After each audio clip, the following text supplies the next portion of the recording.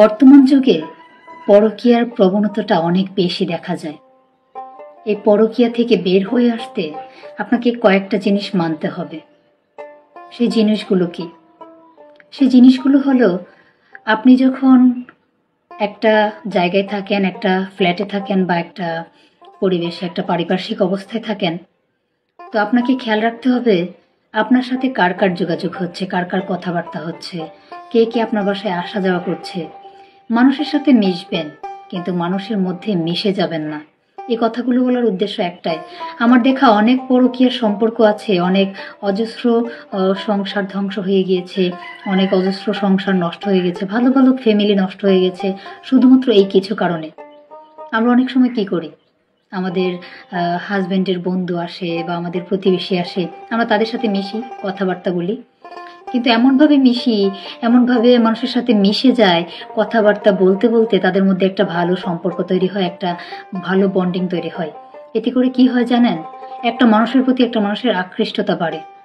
বিশেষ করে আমি ছেলে মেয়ের কথা বলছি। ওই যে বলে না, প্রতিবেশীরা ডেকে ডেকে বলে ভাবি, হ্যাঁ, ভাবি বলে, ভাই বলে ডাকে।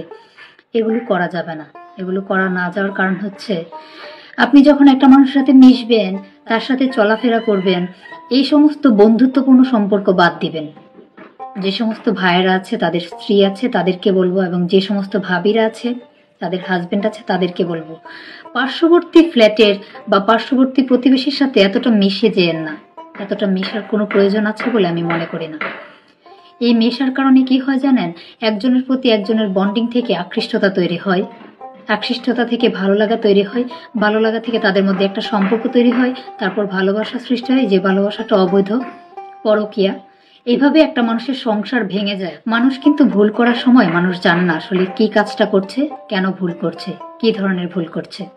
কিন্তু যখন ভুলটা করে বসে, যখন একটা সম্পর্ক নষ্ট হয়ে যায়, তখন সে খুঁজে বের করে আসলে এই সম্পর্কের সূত্রপাতটা কিভাবে হয়েছিল। আমাদের সমাজে কিন্তু এরকমই হচ্ছে, বন্ধুর বউকে বন্ধু বিয়ে করে ফেলছে, বন্ধুর স্ত্রী বন্ধু নিয়ে যাচ্ছে, বান্ধবীর জামাই বান্ধবী নিয়ে যাচ্ছে। হ্যাঁ, এ সমস্ত কিন্তু পরকীয়ার সম্পর্ক। একটা পরকীয়া 4টা ফ্যামিলিকে ধ্বংস করে দেয়। একটা পরকীয়ার সম্পর্ক 4টা ফ্যামিলিকে পুরোপুরি ভেঙে চুরে চুরমার করে দেয়। সে কি কি? একটা হচ্ছে মেয়ের বাবার বাড়ি, মেয়ের শ্বশুর বাড়ি, ছেলের বাবার বাড়ি, ছেলের শ্বশুর বাড়ি। এই যে 4টা ফ্যামিলি, দুটো ফ্যামিলি না কিন্তু, এখানে 4টা ফ্যামিলি। আপনি হিসাব করে দেখেন, কারণ আত্মীয় তো একই সাথে, তাই না? দুজনেরই তো আত্মীয় সম্পর্ক। এই যে ফ্যামিলিগুলো নষ্ট হয়ে যাচ্ছে শুধুমাত্র পরকীয়ার জন্যে। একটা মেয়ে যখন পরকীয়া করে, তার পুরো ফ্যামিলি তাকে নিষেধ করে, করিস না, করিস না, যাইস না, ভালো হবে না। একটা ছেলেরও এরকম হয়। তো এতে করে আপনার সন্তান সন্ততির কষ্ট হচ্ছে, তারা বাবা মা ছাড়া হচ্ছে, ভাই বোন ছাড়া হচ্ছে, দাদু বাড়ি নানু বাড়ি ছাড়া হচ্ছে। এই সম্পর্কটা তো কখনো জোড়া লাগে না।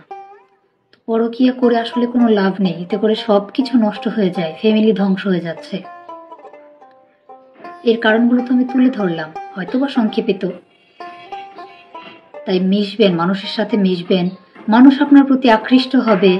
অপ্রয়োজনে আপনি কথা বলবেন কারোর সাথে, এটা আমি আমার ব্যক্তিগত মতামত থেকে আমি স্বীকার করি না। অপ্রয়োজনে কারোর সাথে কথা বলার আপনার দরকার নেই, বন্ধুত্বের দরকার নেই। কারণ মানুষের ভিতর কি ঘটে, মানুষের মস্তিষ্কে কি ঘটে, মানুষের মধ্যে কখন কি ঘটে যায় মানুষ নিজেও জানে না। তাই নিজেকে নিজে সতর্ক রাখুন। আপনি কারো লালসার শিকার হচ্ছেন কিনা, আপনার সংসার কারো জন্য ধ্বংস হয়ে যাচ্ছে কিনা, আপনাকেই কেয়ার করতে হবে, আপনাকেই খেয়াল রাখতে হবে।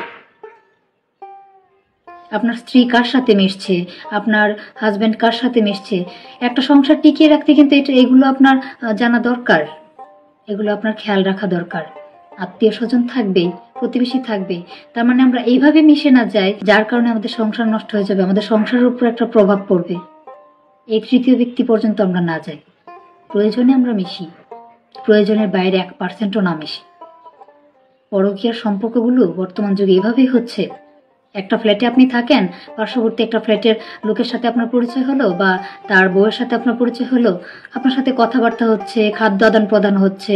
এভাবে বেশি সম্পর্কের ক্ষেত্রে একটা সময় এই পরকীয়া সম্পর্কটা তৈরি হয়। বর্তমান যুগে ম্যাক্সিমাম যেটা হয়। এই সমস্ত গভীর সম্পর্ক থেকে বিরত থাকলে আপনার সংসারও শান্তি পাবে, সংসারও সুস্থ থাকবে, আপনার সন্তান সন্ততি সুস্থ থাকবে। সুস্থ একটা সম্পর্কতে আপনারা বিরাজ করতে পারবেন, একই সঙ্গে বৃদ্ধ হতে পারবেন, একই সঙ্গে পৃথিবীতে বিল্ড আপ করতে পারবেন।